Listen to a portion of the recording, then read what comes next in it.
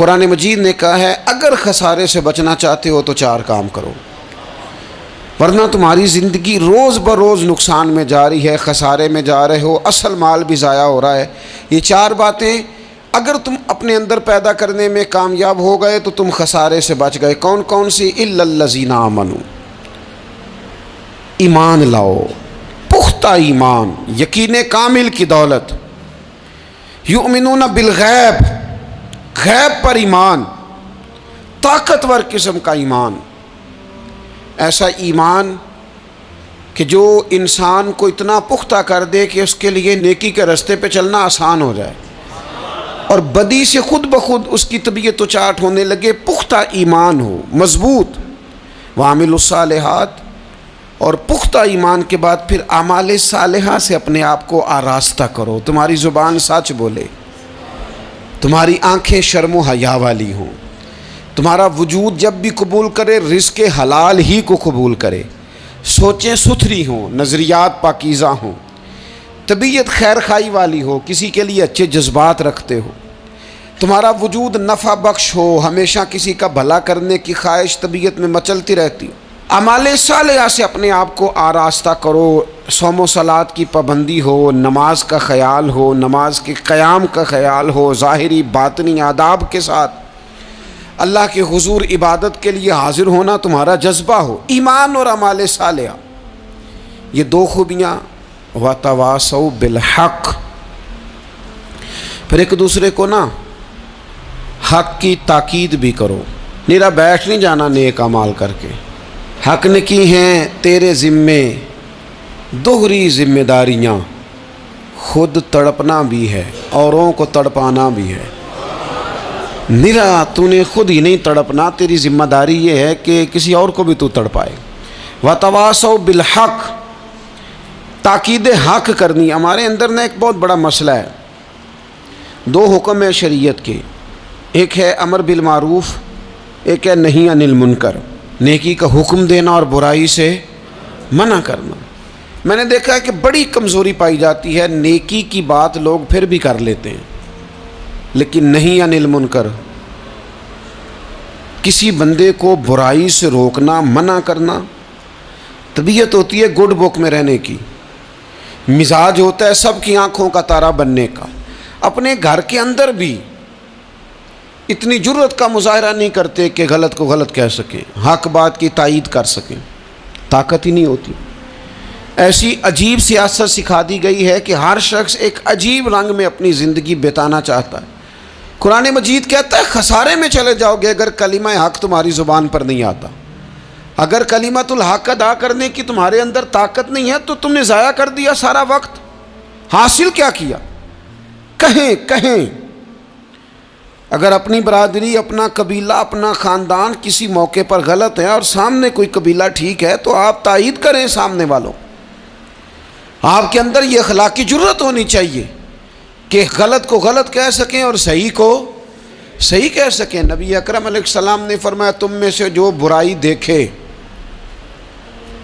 وہ چاہیے اسے کہ وہ ہاتھ سے بدل دے، مظاہرہ کرے جرت کا کہ میں نہیں ہونے دوں گا،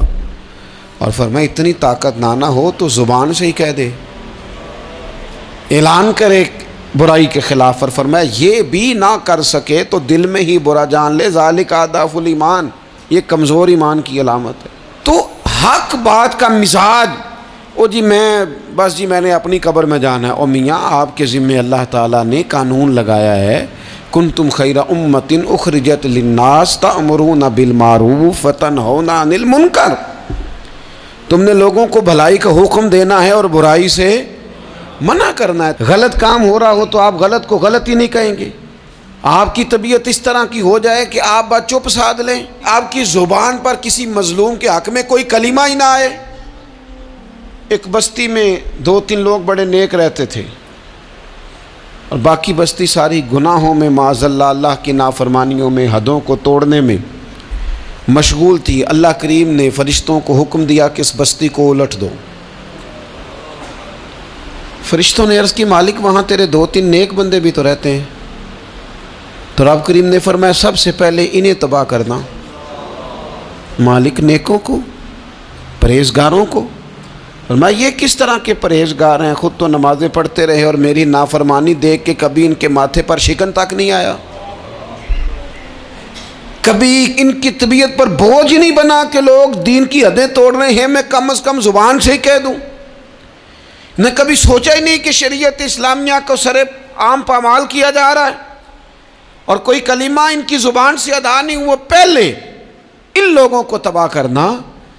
خود تڑپنا بھی ہے، اوروں کو تڑپانا بھی ہے، اپنی زندگی میں حق کہنے کا مزاج پیدا کریں، کسی کو روکیں کہ میاں یہاں تو غلط ہے۔ ہم سے لوگ مشورہ لینے آتے ہیں، ہم ہاں میں ہاں ملا کے گزر جاتے ہیں۔ اگر آپ کو محسوس ہونا کہ سامنے والا بندہ جو آپ کے پاس بیٹھا ہے وہ بات درست نہیں کر رہا تو یہ جرت پیدا کریں، اگرچہ حکمت سے کہیں، دانائی سے کہیں، اچھے جملوں کا چناؤ کر کے کہیں، لیکن اس کو کہیں، اس کو سمجھائیں کہ یہاں تو بھی غلطی پہ ہے۔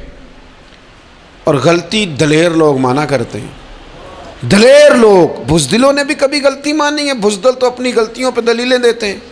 نہیں میرا یہ مطلب تھا، نہیں میں یہ۔ بزدل ساری زندگی کہتے ہیں میں ناکام ہوا فلانے کی وجہ سے، میں پیچھے رہ گیا فلانے کی وجہ سے۔ او خدا کے بندے تو بزدل ہے، اس لیے تو نہیں، اگر تو طاقتور ہوتا تو کم از کم اپنی غلطی تو اپنے کھاتے میں ڈالتا، تو اپنی غلطیاں بھی کسی کے کھاتے میں ڈال رہا ہے، یہ بزدلی ہے۔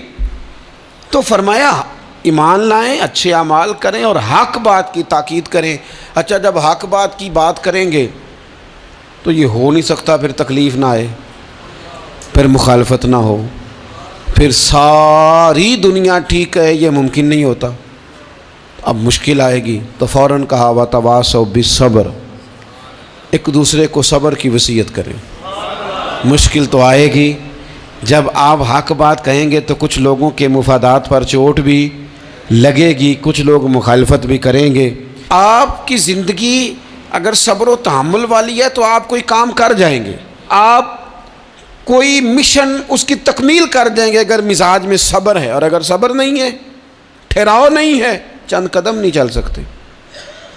تھوڑی دیر بھی آپ آگے کی طرف نہیں بڑھ سکتے اگر صبر نہیں۔ ایک تو یہ ہے نا کہ میرا کمپنی میں گزارا نہیں ہوتا، ایک تو یہ ہے نا کہ میرا دوستوں میں گزارا نہیں ہوتا، اور ایک تو یہ ہے نا میرا دفتر میں صبر نہ ہو، ذمہ داری سے کہہ رہا ہوں، صبر نہ ہو تو ماں باپ سے بھی گزارا نہیں ہوتا۔ میں ذمہ داری سے کہنے لگا ہوں صبر نہ ہو تو بیوی بچوں کے ساتھ بھی گزارا نہیں ہوتا۔ آپ کو صبر کرنا ہے۔ مجھے بتائیے چھوٹا بچہ ہے آپ کا، وہ چھوٹا ہے، اسے پتہ نہیں ہے، وہ کچھ ایسے کام بھی کرتا ہے جو غصے والے ہیں، تو کیا آپ اس بچے کو سزا دیں گے؟ نہیں، آپ صبر کریں گے، آپ سمجھیں گے کہ یہ مقام صبر ہے۔